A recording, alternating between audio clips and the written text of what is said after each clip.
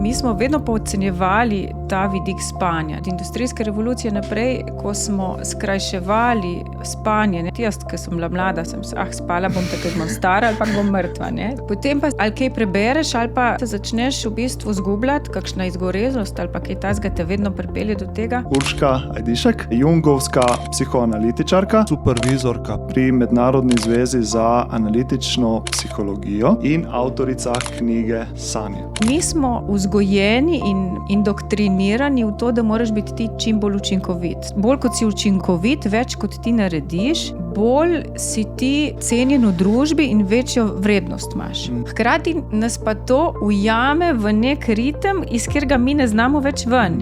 Če mi rečemo temu terapevtska sanja, analitiki se jih na nek način veselimo, ker zelo strnjeno pa jedrnato povejo, kaj je problem človeka. Največkrat pa gre za neko uravnoteženje našega psihičnega delovanja. Kjerenkoli področju smo mi enostranski. Bom jaz v sanjah dobila tisto protiutež. Trik je pa to, da ko se zjutraj zbudiš, da se ne premakneš, dokler sanj ne ponoviš. Takrat bojo sanje že šle.